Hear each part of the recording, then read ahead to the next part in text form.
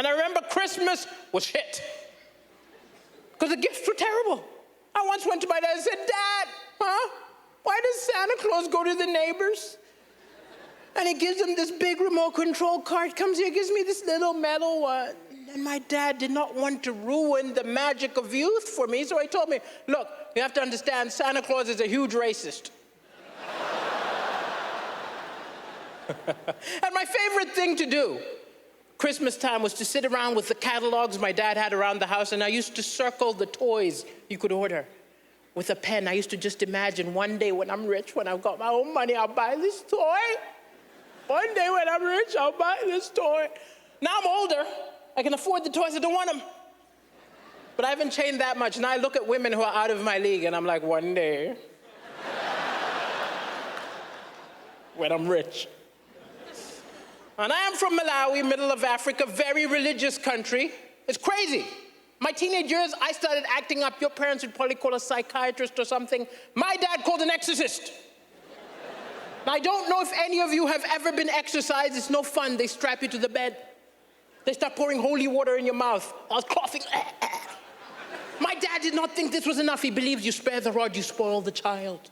There was a big wooden cross. He grabbed it, passed it to the priest and said, beat him. Beat the devil out of him.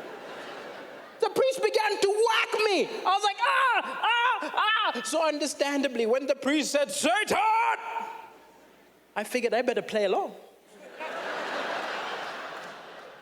Now, I've watched The Exorcist. I can't turn my head all the way around, but I gave it a shot. I was and I gave it like a voice, like, yes, I am Satan. He said, Satan, leave this boy. I'm leaving.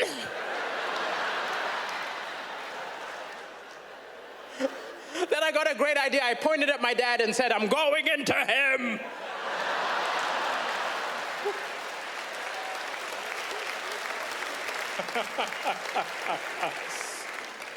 My life is fun now, but I want to cut off some of my friends.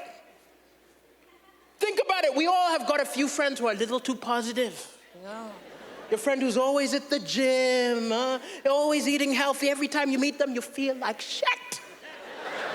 I need to get rid of these self-righteous bastards, replace them with crackheads. Wouldn't it be great to have a crackhead friend when you're having a tough week? You call them, you're like, oh, I had a tough week, I've got a headache. What did you do today? He's like, I needed money, I sucked a dick. No matter what was going on in your life, you'd be like, I'm not doing too bad.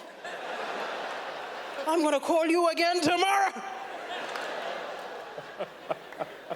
And I'm terrible at the romance, terrible. I find it's impossible to compete with the movies. Some women watch romantic movies like they're documentaries. My ex used to love the depressing ones. I remember she came to me and she said, oh my God, let's go watch The Notebook. We went to watch it. I heard her saying to a friend of hers, it's beautiful. I cried so hard.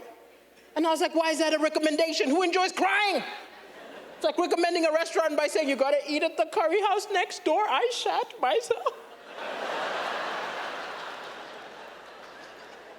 And I cannot compete with The Notebook. I cannot compete with Ryan Gosling. I remember in one romantic scene, she nudged me. She pointed at the screen and said, isn't that nice? Isn't it great the way that he treats her?